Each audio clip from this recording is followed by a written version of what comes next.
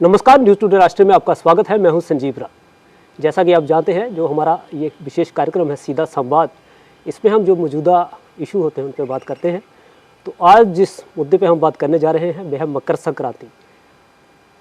मकर संक्रांति को अगर हम सीधे तौर पे देखें तो यहाँ ज्ञान है, वहाँ विज्ञान भी है, और सनातन जो है उसकी समानता, जो सनातन की जो महानता है वो भी यही है कि ज्ञान और विज्ञान दोनों साथ साथ चलते हैं। आज जिस मुद्दे पे हम बात करने जा रहे हैं वह जो हमारा त्यौहार आ रहा है कल मकर संक्रांति का, उसके बारे में हम बात करेंगे। हमारे साथ जो आज विशेष हमारे मेहमान हैं वे हैं डॉक्टर सरिता शर्मा। डॉक्टर साहब नमस्कार, स्वागत है आपका। तो आज हम डॉक्टर सरिता शर्मा से जो बात करेंगे वो ज्ञान और विज्ञान दोनों को लेकर हम बात करेंगे। तो डॉक्टर साहब, सबसे जो मेरा पहला सवाल है, मकर संक्रांति है, तो आखिर मैं अपने दर्शकों के लिए ये जानना चाहता हूँ क्या है ये मकर संक्रांति और क्यों मनाया जाता है? देखिए, मकर संक्रांति का मतलब ये हुआ कि जब सूर्य जो है धनु राशि से निकल करके मकर राशि जो है, जिसको आप कैप्रिकॉर्न कहते हो, जब मकर राशि में उनका प्रवेश होगा तो इसको हम मकर संक्रांति के नाम से जानते हैं। तो संक्रांतियां जो हैं पूरे वर्ष में 12 आती हैं। हर महीने जो है सूर्य जो है वो अपनी राशि चेंज करते हैं। तो मकर संक्रांति पे सूर्यदेव धनु राशि से निकल करके मकर राशि में प्रवेश करते हैं, तो हम मकर संक्रांति मनाते हैं। तो रिलीजियस पॉइंट ऑफ व्यू से जो है इस दिन का बहुत महत्व है। इस दिन के साथ बहुत सी पौराणिक कथाएं जो हैं वो इसके साथ जुड़ी हैं, जो हमें ये प्रमाण देती हैं कि इस दिन की क्या इम्पोर्टेंस है। जी। तो डॉक्टर साहब, अब जैसे आपने कहा कि पौराणिक कथाएं जुड़ी हैं, क्योंकि मुझे जो लगता है जो सनातन है वो ज्ञान और विज्ञान दोनों का अगर मिश्रण हम कहें तो शायद ये गलत नहीं होगा। बिल्कुल बिल्कुल, आप ठीक कह रहे हैं कि सनातन जो है वो ज्ञान और विज्ञान दोनों का मिश्रण है। तो अगर हम विज्ञान के तौर पे देखें कि हम साइंटिफिक अप्रोच से अगर देखें तो सूर्य जो है इस दिन के बाद जैसे देखो दो चीज़ें बहुत, अगर हम अपने पंचांग के हिसाब से देखें या हम लोग जिस तरह से दिन त्यौहार मनाते हैं उस तरह से देखें, हम जब सूर्य पहले टाइम में क्या होता था कि जब सूर्य दक्षिणायन में होता था, साउदर्न हेमिस्फीयर में होता था, तो उस टाइम पे लोग कुछ भी इम्पोर्टेंट काम नहीं करते थे। शादी ब्याह शुभ कार्य नहीं होते थे, जिसमें शादी ब्याह नहीं होते थे, कोई मुंडन सेरेमनी नहीं होगी, गृह प्रवेश नहीं होगा। तो जैसे ही सूर्य उत्तरायण में आते थे, मतलब सूर्य जो जब टर्न करते थे टुवर्ड्स द नॉर्दर्न हेमिस्फीयर, तो उस टाइम से सारे हमारे जो शुभ कार्य हैं वो स्टार्ट हो जाते हैं। तो इसी तरह से जब सूर्य की किरणें, ये सारा सूर्य की किरणों का प्रभाव है कि सूर्य की किरणें किस तरह से कितने टाइम में धरती पे पहुंचती हैं, सूर्य की किरणें सीधी पड़ रही हैं या तिरछी पड़ रही हैं। अगर हम साइंटिफिक अप्रोच से देखें तो 2 जनवरी को सूर्य धरती के बिल्कुल करीब होता है, सूर्य धरती के बिल्कुल नजदीक होता है, लेकिन जनवरी के माह में आप देखेंगे कितनी ठंड होती है। तो इसके किस तरह से वो शैडो जो है वो रिफ्लेक्ट हो रही है, सूर्य तो पास है लेकिन उसकी किरणें जो हैं वो तिरछी ना होकर के सीधी हैं। तो 14 जनवरी के बाद से सूर्य जो है जब नॉर्दर्न हेमिस्फीयर की तरफ उनका रुझान हुआ, उन्मुख हुए, सूर्य की गति जो है वो नॉर्दर्न हेमिस्फीयर की तरफ बढ़ी, तो उस दिन के बाद से दिन भी बढ़ना शुरू हो जाते हैं और सूर्य की किरणें जो हैं वो तिरछी पड़ना शुरू हो जाती हैं। उनके अंदर की जो गर्मी है वो हम अपने जो प्लेनेट अर्थ है इस पे हम महसूस कर सकते हैं। तो ये सब चीज़ें साइंटिफिकली ये प्रूव करती हैं। इस पर से अगर हम साइंटिफिक अप्रोच की बात करें तो फिर उसके लिए हमें बहुत सी चीज़ों को बड़ा इन डिटेल डिस्कस करना पड़ेगा कि पृथ्वी किस तरह से अपने एक्सिस से 23.5 जो है वो टिल्ट करती है, जिसकी वजह से दिन रात बनते हैं, जिसकी वजह से मौसम बनते हैं। तो ये सब चीज़ें डायरेक्टली जो हैं वो बहुत एक दूसरे के साथ एसोसिएटेड है। जी डॉक्टर साहब, पौराणिक तौर पर अगर हम देखें तो कितना महत्व है इस दिन का? पौराणिक कथाओं की अगर हम बात करें या इस दिन का बहुत महत्व है, सबसे पहले इस दिन की ये इम्पोर्टेंस है कि इस दिन पे गंगा जी जो हैं वो स्वर्ग से धरती पे आई। जो राजा भागीरथ थे उन्होंने अपने पूर्वजों का जो है उद्धार करने के लिए उन्होंने गंगा जी की बहुत उपासना की और उनको भगवान शिव की और गंगा जी को उन्होंने पृथ्वी पे लाया।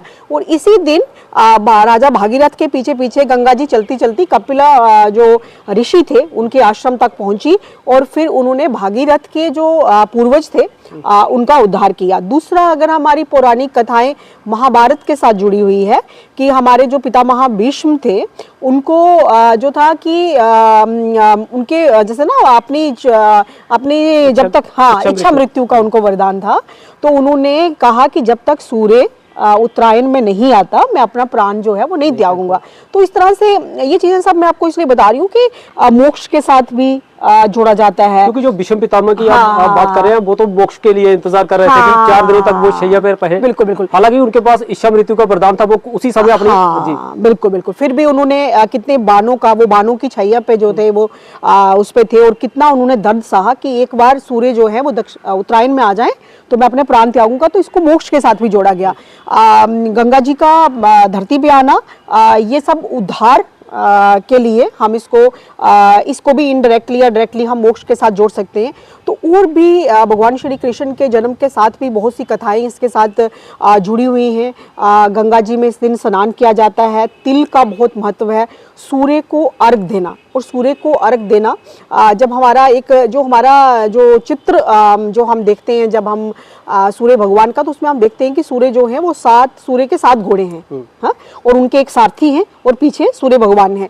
तो जब हम इस दिन जब हम सुबह सूर्य को अर्घ दें तो हमें 7 बार देना चाहिए। कि जैसे पहला जो मास था, अभी जनवरी से पहले जब हम दिसंबर की बात करते हैं तो उस टाइम कहते हैं कि सूर्य के घोड़े जो हैं वो विश्राम करते हैं, तो वो खर मास उसको कहा जाता है। तो खर हमारे यहाँ पे खर जो है, खर का मतलब अच्छा नहीं माना जाता, और खर मीन्स गधा भी होता है। तो उस टाइम सूर्य के रथ को कहते हैं कि गधे जो है वो खींचते हैं। मतलब कहने का ये है कि धीमी हो जाती है गति, हाँ, गति धीमी हो जाती है। अगर आप देखें कि दिन छोटे हो गए, रातें बड़ी हो गई, सूर्य की किरणें जो हैं उनका कम टाइम मिलता है पृथ्वी पर। सब टर्म्स जो हैं दे आर वेरी, मतलब कि खर मास जोड़ दिया, ये जोड़ दिया, but they are all the approach is scientific. कि अगर हम देखें कि किरणें बहुत टाइम शॉर्ट पीरियड तक पहुंची, दिन जो हैं वो छोटे हो गए, रातें लंबी हो गई, इतनी सनलाइट जो है वो प्लांट्स एंड जो लाइव्स हैं प्लेनेट अर्थ के ऊपर, उनको वो प्रॉपर उतनी लाइट ना मिल पाई। तो इस तरह से जैसे ही मकर संक्रांति हुई तो उस दिन के बाद से हर दिन जो है खास करके बढ़ना शुरू हो जाएंगे। और दूसरी चीज़ ये आती है कि इसमें तिल का बहुत महत्व है। तिल जो है, जो सुबह अगर कोई सब लोग जो है इस टाइम गंगा में स्नान करने नहीं जा सकते तो अपने घर में ही वो बकेट में जिसमें वो पानी उन्होंने भरा है उसमें थोड़ा सा गंगा जल का 1-2 ड्रॉप डाल करके उसमें थोड़े से काले वाले तिल जो हैं वो डाल करके अगर स्नान करें तो उनको वैसा ही महत्व मिलता है जो कि गंगा स्नान करने के बराबर है। स्नान और दान जो है 2 चीजें हैं, ये बड़ा विशेष इसमें इसका रहता है मकर संक्रांति पे। मकर संक्रांति पे देखिए, एक तो हमने बता दिया कि सूर्य ने अपनी डायरेक्शन चूज की, क्योंकि हमारा मेन फोकस इस दिन सूर्य देव की ही, मकर संक्रांति पे हमने सूर्य देव की ही पूजा करनी है। जब हमने सुबह सूर्य देव को अर्घ दिया तो हम कहते हैं 7 टाइम्स दें, कॉपर के बर्तन में दें, और सूर्य देव को जब भी जल दें उसमें कुछ ना कुछ जो है वो डाल करके दें। लेकिन मेरा जो अपनी वो अप्रोच है वो ये कहती है कि सूर्य को जब भी सूर्य एक आग का गोला है, अगर हम साइंटिफिकली देखें तो आग का एक गोला है, तो उसमें अगर आप अग्नि में अगर घी पानी डालेंगे तो अग्नि में आप घी डालेंगे तो अग्नि और ज्यादा मैं सबको यही कहती हूँ, मैं जो भी मेरे से बात करता है मैं उसको हमेशा कहती हूँ कि आप पानी दें। अगर आपको बाकी हमारे जो जितने भी पंडित हैं वो कहते हैं तो बहुत अच्छी बात है, लेकिन आप उसमें घी का अर्घ जो है वो सूर्य को जरूर दें। और ये मकर संक्रांति पे भी मैं सबको कहना चाहूंगी कि आप देसी घी का अर्घ 7 ड्रॉप्स जो है उस दिन आप सुबह जो है सूर्य को जब भी अर्घ दें तो घी का इस्तेमाल जरूर करें।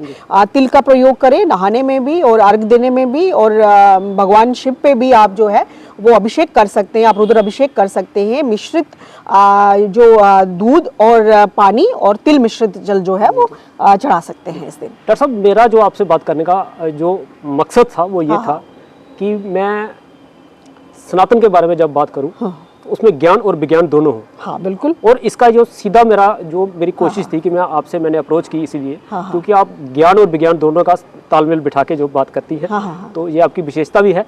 तो अगला जो मेरा सवाल है वो ये है कि मकर संक्रांति ज्ञान दान सब हो गया, जिस तक हो गया, अब मकर संक्रांति जो है आने वाले जो अगले दिन है हमारे शुभ कार्य के लिए, जैसे आप कह रहे हैं दिन बड़े हो जाते हैं, तो इसके बारे में थोड़ा सा लोगों को भी थोड़ा महत्व दें कि किस तरह से इसको हम रहे ताकि सुख शांति बनी रहे, सुख समृद्धि बनी रहे, और जो कल्याण की जो हम बात करते हैं वो कैसे हो सकता है, इसमें क्या करते हैं? हाँ देखिए, जब भी आप एक तो इसमें सूर्य को अर्घ देने की मैंने बात की, दूसरा मैंने आपको ये बताया कि गायत्री मंत्र का उच्चारण करें जब भी आप सूर्य को जल दें। दूसरी बात आपने कही कि विज्ञान, हमारा सनातन जो है वो विज्ञान और सनातन दोनों जो है वो हैंड इन हैंड वर्क करते हैं, और दोनों जो है एक ही सिक्के के 2 पहलू हैं। तो इसी तरह से मैं आपको बात बताऊं कि दिन ब दिन का बड़ा हो जाना, ये भी मैंने आपको कहा कि किस तरह से पृथ्वी का जो है टिल्ट होना, उसकी वजह से ये सब हो रहा है। और दूसरी चीज़ मैं आपको बताऊं कि तिल का मैंने आपको इसमें सारा महत्व बताया कि किस तरह से इस दिन में इन चीज़ों का महत्व है। उसके बाद आप सब लोग जो है वो हवन कर सकते हैं इस दिन, गायत्री मंत्र का उच्चारण कर सकते हैं, और उसके बाद जो कॉपर का जो लोटा मैंने आपको बोला कि उसमें जल भर के आप सूर्य को अर्घ दें। दूसरा, अगर कोई घी का अर्घ देना चाहता है तो वो उस स्पून से दे। और बहुत सी चीज़ें जो हैं जो हमें ये सब प्रमाण देती हैं कि इन जो इस दिन को, जिसको हम मकर संक्रांति के नाम से जानते हैं, गंगा स्नान की हम बात करते हैं, तो जिस तरह से आपने कहा कि विज्ञान भी उतना ही इम्पोर्टेंट है, तो बहुत से पेपर पब्लिश हुए हैं, रिसर्च हुई है कि जिस दिन मकर संक्रांति वाले दिन सुबह 6 बजे से लेकर के 9 बजे तक गंगा जी के जो पानी है उसमें ऐसे बैक्टीरियाज ग्रो करते हैं कि उस टाइम अगर जो व्यक्ति वहां जा करके स्नान करेगा उसकी शरीर की सारी नेगेटिविटी खत्म होगी। वो बैक्टीरियाज जो हैं वो कितनी हमारे शरीर में से खींचेंगे बीमारियों को, और बहुत से इसके बेनिफिट होंगे जो इस तरह स्नान करते हैं। पर जो नहीं कर सकते वो 1-2 ड्रॉप जो है वो वाटर का बकेट में डाल करके घर में भी स्नान कर सकते हैं। तो ये सब रिसर्च पेपर छपे हैं कि गंगा जी के अंदर ऐसे बैक्टीरिया पाए जाते हैं जो हमारी बॉडी के लिए बहुत बेनिफिशियल हैं। और उसमें भी हम कहते हैं कि जब आप गंगा स्नान करते हैं तो आपका इतना पोर्शन नाभि से ऊपर तक का पोर्शन जो है वो उसमें पानी में डूबा होना चाहिए जब आप स्नान करते हैं। तो ये सब चीज़ें, अगर गंगा जी में सब लोग स्नान नहीं कर सकते तो वो आसपास की जो बहुत सी पवित्र नदियां हैं, जिस तरह से हमारे जम्मू में जम्मू तवी है, तो वहां पर जा करके भी स्नान किया जा सकता है। लेकिन जो नहीं कर सकते, मैं इस चीज़ को जरूर कहूंगी कि इतनी ठंड में अगर जो स्नान नहीं कर सकता वो घर में भी ये चीज़ें डाल करके, तिल डाल करके, गंगा जल डाल करके कर सकते हैं स्नान। कोई ऐसी बात नहीं है जी, कोई बात नहीं। डॉक्टर साहब, बड़ा अच्छी टॉपिक चल रही है। अब थोड़ा सा इसको हम आगे ले जाते हैं, मकर संक्रांति से थोड़ा आगे ले जाते हैं। हाँ हाँ हाँ। अब सनातन की हमने क्योंकि बात छेड़ी है और ज्ञान विज्ञान की बातें हो रही हैं, हाँ हाँ। तो क्या एक इसके लिए जो हमें बार बार ये कहा जाता भी रहा है कि जो सनातन है ये अंधविश्वास फैलाता है या कुछ फैलाता है, मेरा मकसद यही था कि मैं आप जैसे लोगों से बात करता हूँ क्योंकि इसमें हम ये दिखा सके कि सनातन जो है ये मात्र अंधविश्वास नहीं बल्कि आस्था है। हाँ, बिल्कुल, सनातन जो है वो अंधविश्वास नहीं है। जिस तरह से कुछ चीज़ें जैसे एक युग के जो वो चीज़ें होती हैं तो वो दूसरे युग के लिए परंपराएं बन जाती हैं। जैसे बहुत सी चीज़ें आती हैं, सनातन हमेशा साइंटिफिक रहा है और हमेशा साइंटिफिक रहेगा, लेकिन हमारे कुछ ऐसे तथ्य होते हैं जो हम लोग उसको मान लेते हैं कि हाँ भाई अगर हमने ऐसे किया तो ऐसे हो जाएगा, तो फिर हम उस चीज़ को रिलीजन के साथ जोड़ देते हैं। वो चीज़ गलत है। जैसे पहले लोग क्या कहते थे कि रात को झाड़ू नहीं लगाना है। मैं आपको छोटी सी एक एग्जांपल देती हूँ कि रात को झाड़ू नहीं लगाना है। तो पहले लोगों के पास इसके पीछे कोई आप बहुत बड़ा साइंस को लाने की जरूरत नहीं है। वो इसलिए लगाते थे कि हमारे पास छोटी इतनी लाइट का प्रोविजन नहीं होता था, है ना, दिए जलाते थे। समय की वो चीज़ थी कि हमारे पास आज तो हम 10 जो है वो बल्ब जला करके इतनी लाइट कर सकते हैं रूम में। तो उस टाइम हमारे पास एक दिया होता था, तो वो सोचते थे कोई ऐसी इंपॉर्टेंट चीज़, कीमती चीज़ ऐसे ना हो कि हम रात को झाड़ू और वो हमारी घर से निकल जाए।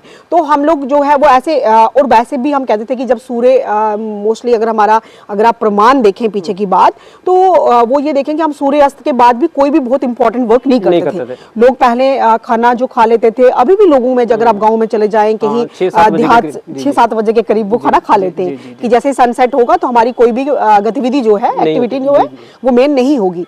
तो जैसे ही सूर्य निकलता है तो सारी एक्टिविटीज शुरू हो जाएंगी। और ये भी early to bed and early to rise की बात भी आ जाती है कि इंसान जल्दी सोएगा तभी तो जल्दी उठेगा। और अध्यात्म का जो टाइम है वो सुबह मॉर्निंग का टाइम बताया गया है, जिस तरह से 3 बजे। तो इसमें भी सनातन भी यही बात करता है कि आप सुबह जल्दी उठिए, क्योंकि 3 बजे जो है, 3 बजे से लेकर के हमारा जो है वो ब्रह्म मुहूर्त स्टार्ट हो जाता है। जैसे 4 बजे, हम आजकल सर्दियों के दिनों में हम कहते हैं कि 4 बजे के बाद से हमारा ब्रह्म मुहूर्त स्टार्ट हो गया। तो एस्ट्रोलॉजिकल पॉइंट से अगर आप देखें तो उस टाइम केतु का टाइम होता है और केतु मोक्ष का टाइम है। तो उस टाइम में अगर हम जप करेंगे, उस टाइम में हम अगर कंसंट्रेट करेंगे, हम कहते हैं बच्चों को कि आप सुबह उठ के पढ़िए, तो उस टाइम जो हमारी कनेक्टिविटी बनती है वो बहुत अच्छी बनती है। जिस तरह से अगर आप सुबह रोड पे चलते हैं, अगर आप 3 बजे मंडी में जा रहे हैं सुबह मार्केट में, तो आपको ट्रैफिक नहीं मिलेगी। जब आप शाम को आएंगे, दिन में आएंगे, तो कितनी रोड पे ट्रैफिक होगी। तो जिस तरह से आप सुबह उठ के अगर ध्यान भजन करते हैं तो समझ लो आपका कनेक्शन जो है वो गॉड के साथ डायरेक्ट हो रहा है। There is no traffic. This is just an example. कोई हम ऐसे नहीं कह सकते कि वहाँ पे कुछ ट्रैफिक चल रही है, बट मैं आपको एक लेमैन को समझाने के लिए कि हमारा भगवान के साथ उस टाइम का कनेक्टिविटी, और सबसे इंपॉर्टेंट टाइम है कि वो केतु का टाइम है, और केतु हमें मोक्ष हर प्लेनेट का 24 घंटे में हमने एक टाइम बांटा हुआ है। तो जो सुबह का मॉर्निंग का टाइम है वो केतु का है, और केतु हमें मोक्ष की तरफ ले जाता है। तो हम कहते हैं कि आप सुबह सुबह उठ करके ये चीज़ करिए। तो ये चीज़ें सारी चीज़ें जो हैं वो सनातन इज टोटली साइंटिफिक, बट कुछ चीज़ें हैं जो हम प्रचार की वजह से, अगर आप ऐसा नहीं करेंगे, अगर हम कहें कि आप मकर संक्रांति पे गंगा जी पे नहीं नहाएंगे तो ऐसा हो जाएगा, ऐसा कुछ नहीं है। बट हमने ये कहा कि अगर आप नहाएंगे तो बहुत अच्छा रहेगा। साइंटिफिकली उसमें बैक्टीरियाज की ही बात हो रही है, वाटर के अंदर बैक्टीरिया ग्रो करता है। जब हम अपनी लैब्स में देखते हैं तो वो ऐसे बैक्टीरिया हैं जो हमारी बॉडी के लिए बहुत यूजफुल है, दे आर नॉट हार्मफुल। तो इस तरह से मतलब उस चीज़ों का वो चीज़ें प्रचार करके तो फिर अंधविश्वास बनता है कि अगर आप नहीं नहाए तो ऐसा हो जाएगा, अगर आपने ऐसा नहीं किया तो ऐसा हो जाएगा। ऐसा नहीं होता। हाँ, तो डॉक्टर साहब, क्योंकि मकर संक्रांति के विषय पे हम बात कर रहे हैं, फिर वहीं पे आते हैं। हमारा जो जीवन है वो सूर्य के हिसाब से चलता है। बिल्कुल, सूर्य और चंद्रमा के हिसाब से चलता है, बिल्कुल ठीक है। सूर्य का अगर हम देखें, जो जैसे हम दिन में कोई अगर हमने काम करना है, कुछ करना है, हम प्रगति जो है वो हम सूर्य को मान के चलते हैं, जो उसका एक प्रतीक मानते हैं।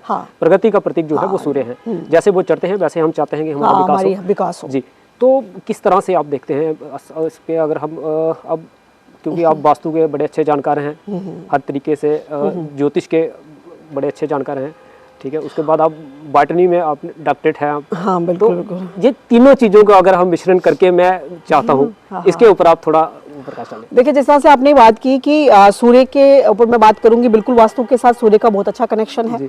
और हमारा जो प्रगति है वो सूर्य के साथ चलती है, ये भी बिल्कुल ठीक है। चंद्रमा को भी हम बहुत मानते हैं, क्योंकि चंद्रमा हमारा मन है और सूर्य हमारी आत्मा है। सूर्य हमारी आत्मा है और चंद्रमा हमारा मन है। ये दो प्लेनेट्स हमारी बॉडी पे, इस पे को बहुत कंट्रोल है। जिस तरह से अगर हम साइंटिफिकली देखें तो हमारी बॉडी में 60 to 70% वाटर है। और जिस तरह से आप हार्ट की वर्किंग देखते हैं कि किस तरह से सोडियम आयन बाहर आ रहा है और किस तरह से मेम्ब्रेन जो है वो क्रॉस हो रही है, किस तरह से वो दो एलिमेंट का एक का अंदर जाना बाहर आना, किस तरह से वो इम्पल्स जो है वो क्रिएट होती है वॉल के अंदर और हार्ट बीट जो है वो बनती है। तो ये सारा साइंटिफिकली इन एनर्जीज का इफेक्ट डायरेक्टली हमारी बॉडी के ऊपर है, बहुत डायरेक्ट कनेक्शन है। और मैं आपको बात बताऊं कि जहां तक आपने वास्तु की बात की, तो वास्तु जो है वो सूर्य की डायरेक्शन पे बहुत डिपेंड करता है कि सूर्य अगर ईस्ट से निकला, और सबसे पहले मैं आप सबको ये भी बता देना चाहती हूँ कि nature is not bias. Nature के लिए सारी all directions are good. South भी इक्वली गुड है, नॉर्थ भी इक्वली गुड है, ईस्ट भी और वेस्ट भी।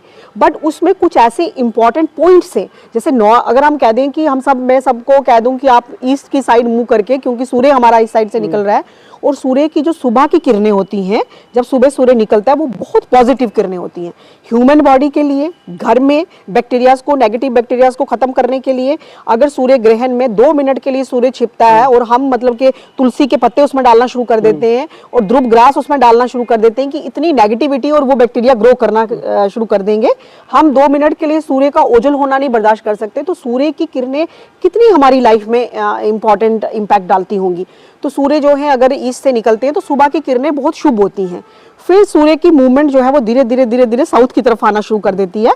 तो उस साइड जो 12 बजे के बाद की जो किरणें होती हैं वो दे आर यूवी रेज, वो बहुत स्ट्रॉन्ग रेज होती हैं, जो कि हमारी स्किन के लिए और हमारी बॉडी के लिए इतनी पॉजिटिव नहीं होती। तो हम कहते हैं कि आप साउथ वाली साइड मत मुड़िए, क्योंकि साउथ उस टाइम सूर्य जो है सूर्य की 12 बजे के बाद ये वाली डायरेक्शन हो जाएगी। उस तरह से डायरेक्शन चेंज करते करते सूर्य वेस्ट में पहुंचते हैं शाम के टाइम पे। तो हम कहते हैं कि वेस्ट के साइड हमारा वो नहीं होना चाहिए, क्योंकि उस टाइम इंफ्रारेड रेज जो है वो सूर्य में से निकलती है। That these infrared rays are not good for our body. तो हम कहते हैं हमारी चीज के लिए सुबह का जो ईस्ट में से जब सूर्य निकले तो उस टाइम जो किरणें होती हैं, हमें बड़ी अपनी वीडियोस में मैंने बताया है कि सूर्य निकलने के 12 मिनट के बाद, सूर्य निकलने के 12 मिनट के बाद आप ये काम कीजिए तो बहुत शुभ रहेगा। तो कई बार मुझे वहां से क्वेश्चन आता है कि आपने ऐसा क्यों बोला कि सूर्य निकलने के 12 मिनट, वाई सूर्य निकलने के 12 मिनट के बाद? बिकॉज उस टाइम जो किरणें हैं उनका इम्पैक्ट ऐसा है, वो उसका कुछ पीरियड है कि सूर्य से निकलने से 12 मिनट पहले और सूर्य निकलने के 12 मिनट के बाद सूक्ष्म किरणें होती हैं। हाँ, सूक्ष्म किरणें होती हैं और वो बहुत पॉजिटिव किरणें होती हैं। अगर साइंटिफिकली देखें तो वो नेगेटिव बैक्टीरिया को किल करेंगी। अगर हम अध्यात्म के साथ जोड़ें तो वो किरणें हमारी बॉडी पे जब पड़ती हैं तो आपको पता है कि एक ड्रॉप अगर वाटर में से सूर्य की किरण पड़ती है तो किस तरह से 7 कलर बनते हैं। तो उस किरण के अंदर वो आपको जब उसका पूरा वो स्कैटरिंग ऑफ लाइट होती है तो 7 कलर नजर आते हैं, तो आप देखेंगे उस लाइट के अंदर कितनी पावर है। तो वो सब चीजें जो है वो हमारी बॉडी के लिए बहुत पॉजिटिव है। तो आप सब दर्शकों को मैं एक चीज जरूर बताऊंगी, जैसे आपने सूर्य की बात ही हो रही है, क्योंकि सूर्य ही हमारा मकर संक्रांति पे जो विषय है बात करने का, तो आप सबको मैं ये बताऊं कि आप 15 जनवरी के बाद से ही आप एक जो सबसे इंपॉर्टेंट चीज है, इससे हम अलग वीडियो बना सकते थे, लेकिन आप सूर्य निकलने से पहले आप अपना पंचांग देखें। डेली न्यूज़पेपर में भी आता है कि जैसे आजकल सूर्य जो है वो 7:30 बजे के करीब जम्मू में निकल रहे हैं, तो आप 7:15 पे उठ जाइए और फिर अपनी नाभि के पास ऐसे करके आप हाथ रखिए। ये हाँ, ये हमारा शरीर जो है, जिस तरह से अर्धनारीश्वर की बात करते हैं हम, ये मैं आपको अलग से समझाऊंगी।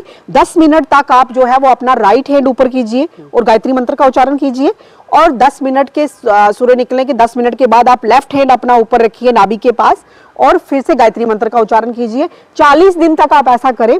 आपकी पूरी दिनचर्या में अगर चेंज ना आई तो आप मुझे पूछ सकते हैं कि हमने जो है ये गतिविधि की, जो आपने एक्टिविटी बताई, हमने इस एक्टिविटी से पढ़ना गायत्री मंत्र ही है, और सूर्य निकलने के 10 मिनट आपने इस तरह से ऐसी मुद्रा में बैठना है। अपने हैंड जो है वो एक दूसरे, राइट वाला हैंड पहले ऊपर रखना है तो गायत्री मंत्र का उच्चारण करना है, फिर लेफ्ट वाला हैंड ऊपर रखना है और गायत्री मंत्र का उच्चारण करना है। तो सूर्य के निकलने के बाद से, जैसे सूर्य जैसे ही मकर राशि में प्रवेश करेंगे, 14 जनवरी रात 2:54 पे से सूर्य जो है वो मकर राशि में आ जाएंगे, जिसको इंग्लिश में हम कैप्रिकॉर्न कहते हैं। तो जैसे ही सूर्य जो है इसमें प्रवेश करेंगे, आप ये एक्टिविटी करना शुरू करें। आपकी जो है वो डेली लाइफ 40 डेज के अंदर टोटली चेंज हो जाएगी। जो आपकी मनोकामना होगी वो पॉजिटिव होनी चाहिए, तो जरूर पूरी होगी। डॉक्टर साहब चलिए, क्योंकि आज विषय जो था बड़ा इम्पोर्टेंट था हमारा, तो थोड़ा सा इसके साथ ही जोड़ता हूँ, क्योंकि आप वास्तु हैं और मैं मौका छोड़ना नहीं चाहता।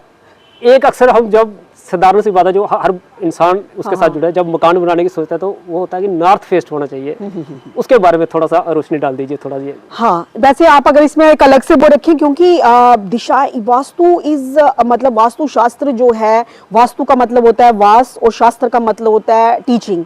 ये एक अपने आप में एक बहुत बड़ा सब्जेक्ट है। लेकिन आपने एक बात कही है, मैं इस बात का, ठीक है आपने नॉर्थ के बारे में पूछा, मैं बता देती हूँ, लेकिन टोटल हमारे पास 32 डायरेक्शंस हैं, बहुत माइन्यूट डायरेक्शंस हैं। 4 हमारे पास मेजर हैं, जिसको आपको सबको पता है, ईस्ट, वेस्ट और नॉर्थ और साउथ। उसके बाद हमारी आगे फर्दर डिवीजन होती है, जिसमें 8 डायरेक्शंस आती है, सब डायरेक्शंस कहते हैं। वो भी बहुत इंपॉर्टेंट है, जिसमें आप नॉर्थ ईस्ट की बात करते हैं, जहाँ मंदिर की बात करते हैं, साउथ वेस्ट की बात करते हैं, और साउथ ईस्ट की बात करते हैं, और नॉर्थ वेस्ट की बात करते हैं। तो टोटल हमारे पास 8 होगी। तो जैसे आपने कहा कि नॉर्थ डायरेक्शन में ही लोगों का घर होना चाहिए, मैं इस चीज को बिल्कुल नहीं मानती हूँ। अगर आप फॉरेन में चले जाएं, अमेरिका में, आपको 90% घर ऐसे मिलेंगे। वास्तु हर जगह सर्वाइव करता है। वास्तु हमारा नेचर के साथ अलाइनमेंट है, नेचर के साथ हार्मोनी है, कि किस तरह से हम हार्मोनी के साथ, नेचर के साथ हम हार्मोनी में रहें।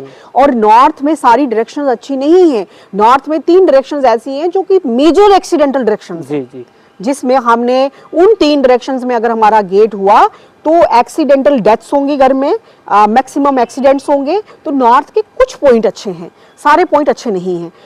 हर एक पॉइंट, जैसे हम कुछ नॉर्थ में एक बहुत अच्छा पॉइंट है जो मेडिसिन के लिए आता है, जिसमें मैंने कोरोना काल में बहुत से लोगों को कहा कि आप उसमें उस वाली डायरेक्शन में आप जो है वो मेडिसिन अपने घर की रख दे, तो आपका जो है वो कोई बीमार नहीं होगा। जिस तरह से मैंने कहा था कि आप सारी नॉर्थ में एक ऐसी डायरेक्शन आती है जिसमें अपने घर की आप सारी मेडिसिन इकट्ठी करके रखें और आप रिजल्ट देखें। मैंने तो अपने घर में करके देखा तो मुझे इंस्टेंट रिजल्ट मिला, कि हम अपनी हर चीज़ जो है वो अपने से स्टार्ट करते हैं।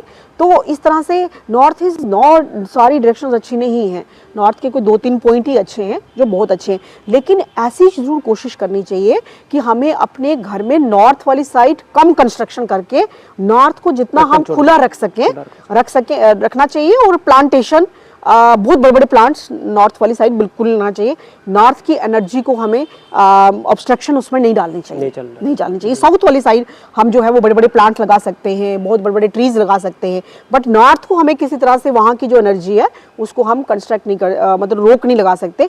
और 100% वास्तु कलयुग में नहीं हो सकता, क्योंकि हमारे जो पुराने स्क्रिप्ट्स हैं जो वास्तु की बात करते हैं, जो देवताओं की कला है, वास्तुशास्त्र जो है वो देवताओं की कला है, जिसमें देवताओं का नाम जुड़ गया। उन्होंने कभी वॉशरूम का तो जिक्र ही नहीं है, जो हमारे पुराने स्क्रिप्ट्स हैं उसमें तो बाथरूम नाम की तो कोई चीज ही नहीं है। तो आज का हमारा बेडरूम है और साथ में वॉशरूम है, तो 90% खत्म हो गया। वो जैसे हमने, चाहे आप कितना बड़ा वास्तुशास्त्री ले आए, उसमें आप बना दें, आपने साथ में वॉशरूम बना दिया, तो फिर वो होती है कि आपने कोई रेमेडी कर दी। तो रेमेडी उस तरह से वर्क करती है जैसे टेबलेट वर्क करती है। आपने अभी एंटीबायोटिक ली, आपने अभी दूसरी पेन किलर ली, तो 3 घंटे के बाद आपको फिर से पेन किलर लेना पड़ेगा। जी जी। तो डॉक्टर साहब, समय भी अब हमारा पूरा है, क्योंकि बातें आपसे करने का अभी बड़ा दिल है हमारा। हम चाहते थे कि और भी इसमें वो करें, लेकिन समय की मजबूरी है। आपने अपना कीमती वक्त दिया, इसके लिए हम आपका आभारी हैं। Thank you. तो ये थी डॉक्टर सरिता शर्मा, जिन्होंने ज्ञान और विज्ञान